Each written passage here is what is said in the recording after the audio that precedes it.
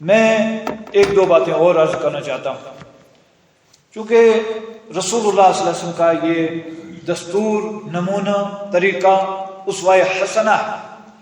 آپ نے حالات کے مطابق سامعین کو تذکیر فرمائی ہے، واعظ و نصیحت فرمائی ہے۔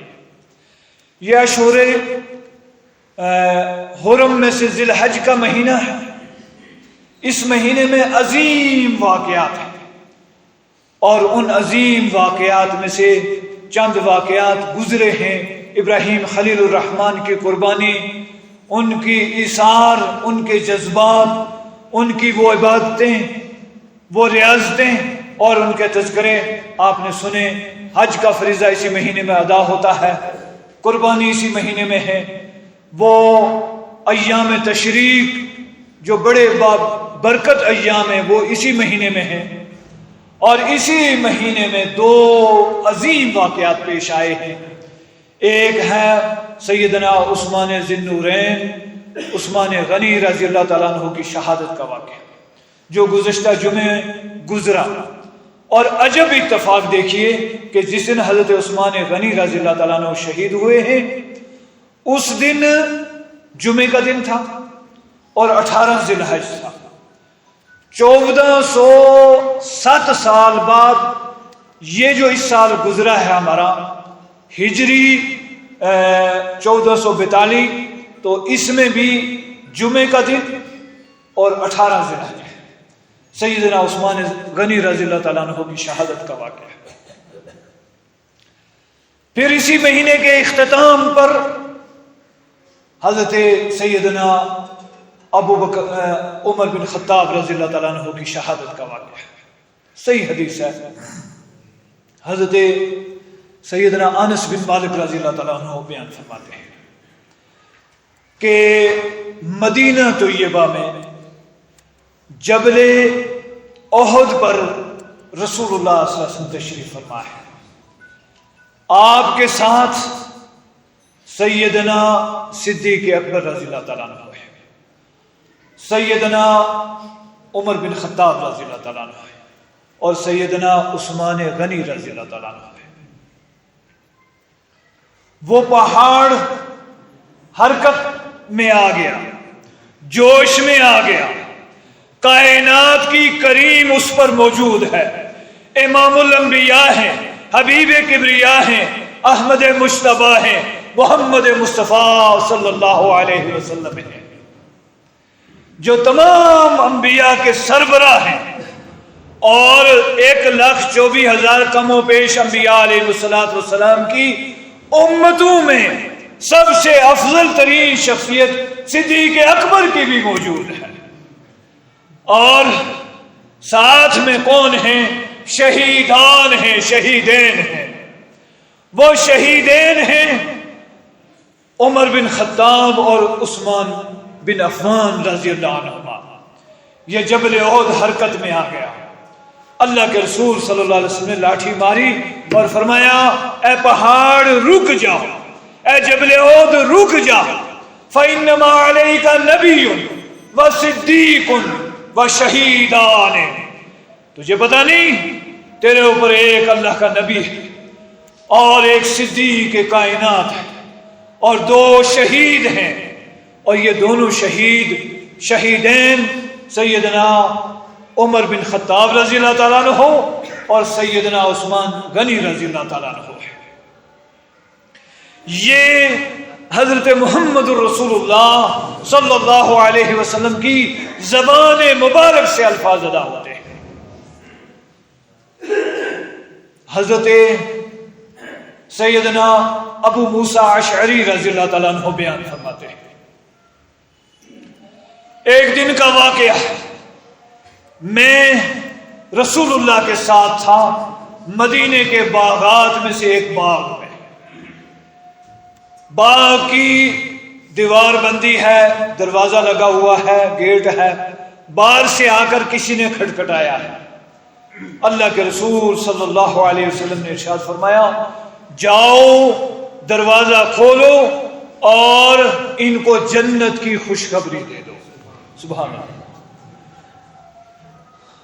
حضرت ابو موسیٰ اشعری کہتے ہیں میں باہر گیا اور دیکھا دروازے پر صدیق کائنات حضرت سیدنا ابو بکر صدیق رضی اللہ تعالیٰ عنہ ہے، جن کے بارے میں اللہ کے رسول صلی اللہ علیہ وسلم نے اعلان فرمایا ان من امن الناس علیہ، کہ ساری حیات طیبہ میں، ساری زندگی میں 63 سالہ دور میں سب سے زیادہ جس شخص کے میرے اوپر احسانات ہیں، جن کے احسانات کا میں بدلہ نہیں چکا سکا وہ ابو بکر صدیق رضی اللہ تعالیٰ عنہ ہے۔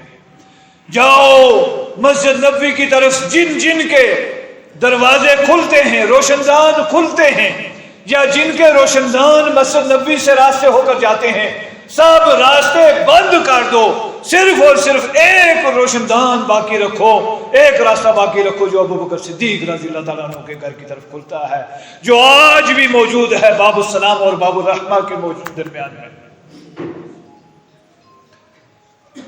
یہ صدیق اکبر آئے ہیں۔ حضرت ابو موسیٰ اشعری نے خوشخبری سنائی کہ اللہ کے رسول صلی اللہ علیہ وسلم نے مجھے یہ کہہ کر بھیجا ہے کہ جو آ رہا ہے اس کو جنت کی خوشخبری سنا کر آؤ۔ صدیق اکبر نے فحمد اللہ کی حمد و ثنا بیان کی۔ آج اگر روئے زمین پر کوئی ایک ایسا آدمی 8 یا 7 ارب انسانوں میں کوئی ایک ایسا آدمی مل جائے تو ان 7-8 ارب انسانوں سے بڑھ کر اس ایک کی قیمت ہے جس کو یہ شرف مل جائے کہ امام کائنات ناطق وحی یہ فرمائیں کہ یہ جنتی ہے۔ اللہ کی کروڑوں رحمتیں نازل ہوں جناب صدیق اکبر کی رضی اللہ تعالیٰ عنہ کی قبر پر۔ پھر حضرت ابو موسیٰ فرماتے ہیں کہ تھوڑی دیر گزری اور پھر باہر سے دستک ہوئی، کسی نے کھٹکھٹایا، مجھے پھر اللہ کے رسول صلی اللہ علیہ وسلم نے ارشاد فرمایا جاؤ دروازہ کھولو اور جنت کی خوشخبری سنا کر آ جاؤ۔ میں گیا اور میں نے دیکھا کہ باہر کھڑا ہے، کون کھڑا ہے؟ فاروق اعظم رضی اللہ تعالیٰ عنہ کھڑے ہیں۔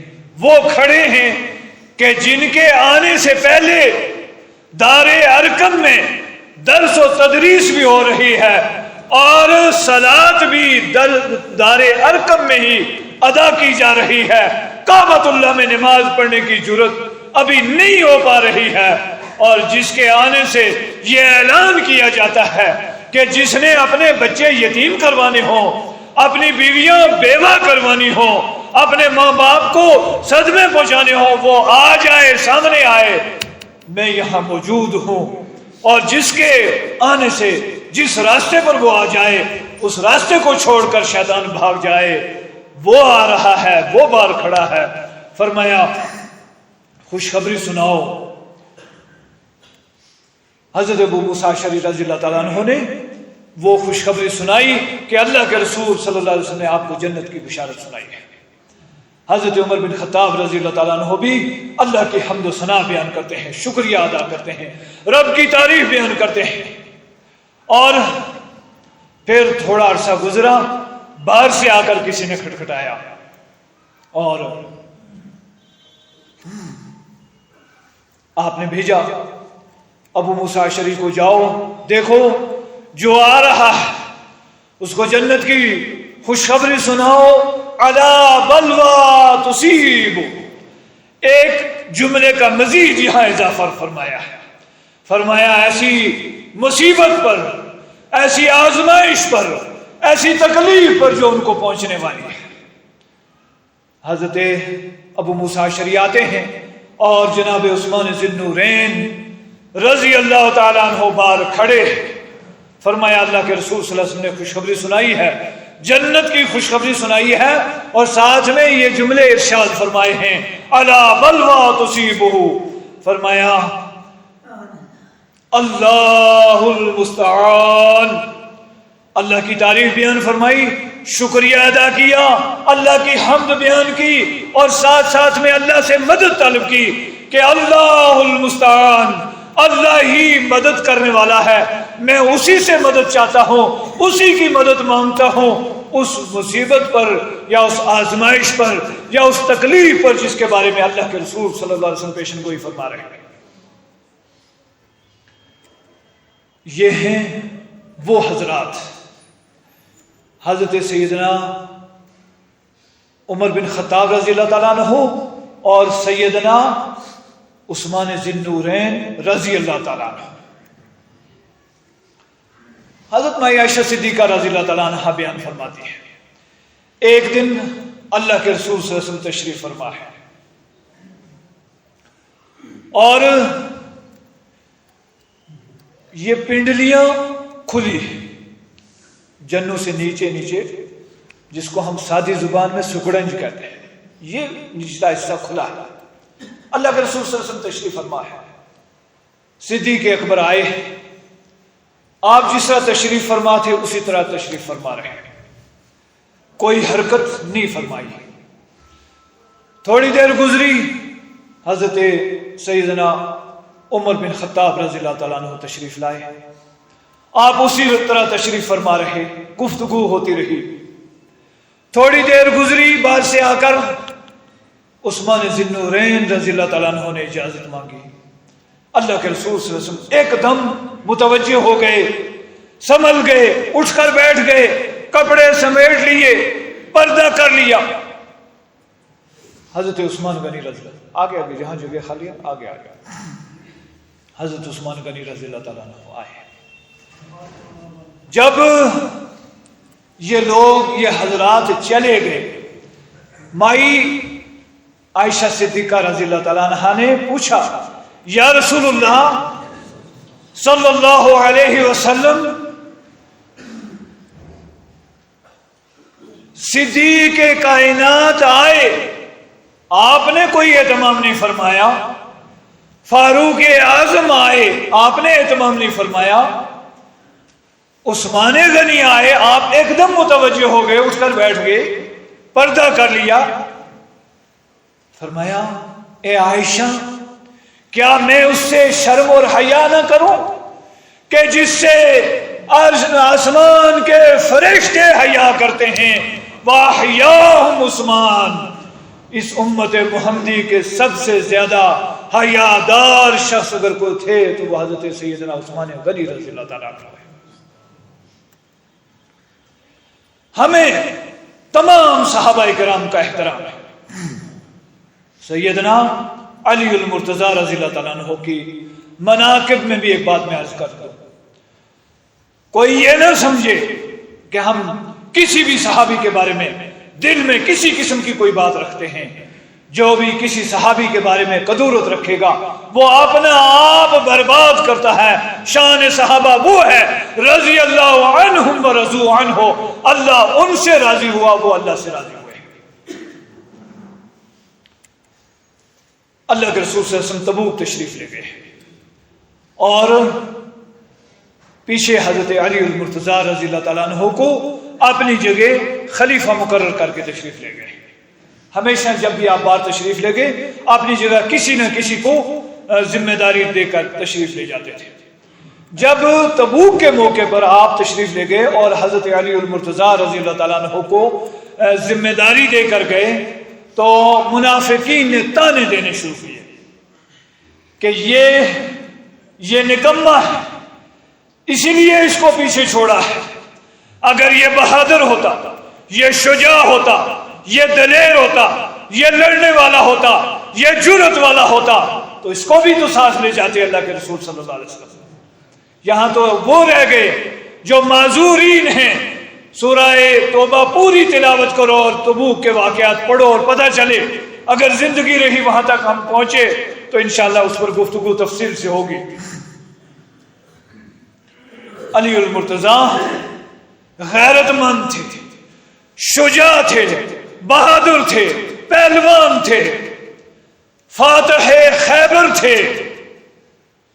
برداشت نہیں ہوا، چلے گئے، جا کر تبوک میں تذکرہ کیا، یا رسول اللہ صلی اللہ علیہ وسلم، میں وہ باتیں نہیں سن پایا جو منافقین نے کرنی شروع کی تھی، لہٰذا میں بھی حاضر ہو گیا ہوں۔ اللہ کے رسول صلی اللہ علیہ وسلم نے اس وقت یہ ارشاد فرمایا، کیا تمہیں یہ بات پسند نہیں کہ تمہارا درجہ تمہارا مقام اسی طرح ہے جس طرح موسیٰ علیہ السلام کے لیے حضرت ہارون علیہ السلام تھے، لیکن یہ یاد رکھو کہ لا نبی بعدی، میرے بعد کوئی نبی نہیں آئے گا۔ یہ کتنی بڑی شرف اور فضیلت کی بات ہے۔ حضرت علی المرتضی رضی اللہ تعالیٰ عنہ کو اللہ کے رسول صلی اللہ علیہ وسلم نے فرمایا انت منی، آپ میرے لیے ایسے ہی ہیں جس طرح حضرت موسیٰ علیہ السلام کے لیے حضرت ہارون تھے۔ حضرت ہارون علیہ السلام وہاں موسیٰ علیہ السلام کوہ طور پر تشریف لے گئے اور اپنی جگہ اپنے مسلح پر لوگوں کی رہنمائی کے لیے، قیادت کے لیے، سیادت کے لیے، امامت کے لیے حضرت ہارون علیہ السلام کو خلیفہ بنا کر گئے۔ اسی طرح میں تمہیں اپنی جگہ خلیفہ بنا کر آیا۔ لوگوں کے تعین تشریح کی کیا پرواہ ہے، تمہیں اس کی پرواہ نہیں کرنی چاہیے، اور یہ یاد رکھو کہ میرے بعد کوئی نبی نہیں آنے والا۔ یہ مناقب ہیں ان خلفاء راشدین کے، لیکن ہمیں افسوس اس وقت ہوتا ہے، تمام صحابہ کرام قابل احترام ہیں، جس شخص نے صرف ایک مرتبہ رسول اللہ کو بحالت اسلام دیکھ لیا اور اسی عقیدے پر اس شخص کی موت ہو گئی، اس کے بعد کے آنے والے، میں نے جس طرح پہلے کہا، لاکھوں کروڑوں بھی اس آدمی کا مقابلہ نہیں کر سکتے فضل میں، شرف میں، فضیلت میں، برتری میں، بزرگی میں، جس نے ایک مرتبہ حضرت محمد رسول اللہ صلی اللہ علیہ وسلم کو بحالت اسلام دیکھ لیا اور اسی پر اس کی موت ہو گئی، تو اس کا مقابلہ کوئی نہیں کر سکتا ہے۔ ہمیں دکھ اس لیے ہوتا ہے کہ ہم کئی مہینے لگاتار حضرت سیدنا حسین رضی اللہ تعالیٰ عنہ کا ذکر تو سنتے ہیں، لیکن حسین کے بڑے بھائی حضرت حسن کا تذکرہ ہم کیوں نہیں سنتے ہیں؟ ہمارے منبر و محراب سے، اور میری مراد ان سے نہیں ہے، اہل تشیع سے ہمیں کچھ نہیں لینا دینا، اہل سنت سے متعلق بات ہے کہ ہمارے اہل سنت کے منبروں سے لگاتار چرچے ہوتے ہیں، تذکرے ہوتے ہیں کرب و بلا کے، لیکن تذکرہ کیوں نہیں ہوتا حضرت حسین کے بڑے بھائی حضرت حسن رضی اللہ تعالیٰ عنہ کا؟ کیا ان کو ظالموں نے شہید نہیں کیا گیا؟ شہید نہیں کیا؟ کیا ان کے بارے میں رسول اللہ کی پیشن گوئیاں نہیں ہیں؟ اللہ کے رسول صلی اللہ علیہ وسلم نے ارشاد فرمایا ان ابنی ھذا سید، یہ میرا بیٹا سردار ہے، اور انشاءاللہ اگر یہ زندہ رہے گا تو اللہ اس کے ذریعے سے مسلمانوں کی دو جماعتوں کے درمیان صلح کروائے گا۔ اور یہ ہوا ہے سن 41 ہجری میں، جب حضرت علی المرتضی رضی اللہ تعالیٰ عنہ شہید کر دیے گئے اور 40,000 سے زیادہ لوگوں نے حضرت حسن کے ہاتھ پر بیعت کی۔ 4 مہینے کا وقفہ گزر گیا، اطراف و اکناف سے لوگ یہ چاہتے تھے کہ آپ خلافت پر بدستور رہیں، اور دوسری طرف قتل عثمان کے، شہادت عثمان کے قصاص کی وجہ سے حضرت سیدنا امیر معاویہ رضی اللہ تعالیٰ عنہ اپنے موقف پر تھے۔ چنانچہ یہ شخص ہیں کہ جنہوں نے حضرت امیر معاویہ رضی اللہ تعالیٰ عنہ کے پاس پیغام بھیجا، صلح کا پیغام بھیجا اور صلح کی، اور سیدنا امیر معاویہ رضی اللہ تعالیٰ عنہ کے ہاتھ پر بیعت فرمائی، اور سن 41 سے لے کر سن 59 تک، تقریباً 18 سال سے زیادہ عرصہ تک حضرت امیر معاویہ رضی اللہ تعالیٰ عنہ کی معیت میں، اور وہ پیشن گوئی اور وہ خوشخبری جو رسول اللہ نے فرمائی تھی وہ ان کے ہاتھ پر پوری ہوئی کہ مسلمانوں کی دو بڑی جماعتوں کے درمیان قتل، غارت گری یا خون بہنا رک گیا، اور انہوں نے بیعت کی۔ کیا ان کا تذکرہ ہم نہیں سنتے؟ شہادت سے پہلے انہوں نے حضرت حسین کے سامنے تذکرہ فرماتے ہیں۔ اپنی تجہیز و تکفین کے تعلق سے باتیں کی، میں اس تفصیل میں نہیں جاؤں گا، اور وہاں اس زہر کا بھی تذکرہ کیا کہ جس نے زہر دیا ہے، ان کو زہر دیا گیا، ان کو شہید کیا گیا۔ ہم ان کے والد حضرت علی المرتضی، ان کو شہید کیا گیا، ان کی 5.25 سال خلافت کا تذکرہ کیوں نہیں سنتے؟ ہم کیوں نہیں سنتے سیدنا عثمان ذی النورین رضی اللہ تعالیٰ عنہ کا ذکر خیر، وہ شہید کے جن کو ایک مرتبہ نہیں متعدد مرتبہ حضرت محمد رسول اللہ صلی اللہ علیہ وسلم نے اپنی زبان مبارک سے شہید کا خطاب عطا فرمایا، اور ایک مرتبہ نہیں 20 مرتبہ ان کو جنت کی خوشخبری سنائی ہے سیدنا عثمان غنی رضی اللہ تعالیٰ عنہ کو۔ ہم کیوں نہیں تذکرہ سنتے فاروق اعظم کا، ہم کیوں نہیں تذکرہ سنتے ان کا کہ جن کے بارے میں فرمایا سید الشہداء اہل الجنہ، جنت کے شہداء کے سردار ہوں گے سیدنا امیر حمزہ رضی اللہ تعالیٰ عنہ۔ کتنے زخم کھائے غزوہ احد میں، اور اس غزوے میں کہ جس غزوے میں کماننگ خود امام کائنات فرما رہے ہیں، کسی ملک پر چڑھائی نہیں، یہ دفاعی جنگ لڑی جا رہی ہے۔ مکے والے 400 میل سے زیادہ فاصلہ طے کر کے مدینہ میں آ کر اندر آ کر لڑائی لڑ رہے ہیں۔ مسجد نبوی سے 3 میل کے فاصلے پر جبل احد ہے جہاں یہ معرکہ پیش آیا ہے۔ اللہ کے رسول صلی اللہ علیہ وسلم اس لڑائی کے بارے میں، اس غزوے کے بارے میں، اس قتال کے بارے میں بال برابر کوئی یہ شک نہیں کر سکتا کہ اس میں کوئی دوسرا غرض، کوئی دوسرا مقصد ہو سکتا ہے۔ یہ خالص لِإِعْلَاءِ کلمۃ اللہ، امام کائنات خود کماننگ فرما رہے ہیں، وہاں حضرت امیر حمزہ شہید ہوتے ہیں۔ ہم نے کتنی مرتبہ اپنے ممبروں سے، محرابوں سے، ملاؤں سے ان کے ذکر خیر کو سنا ہے۔ کیا وہ رسول اللہ کے عم محترم نہیں ہیں؟ کیا وہ قدیم الاسلام نہیں ہیں؟ کیا انہوں نے ہجرت نہیں کی؟ کیا انہوں نے اپنا خون، گرم خون اسلام کی خاطر نہیں دیا؟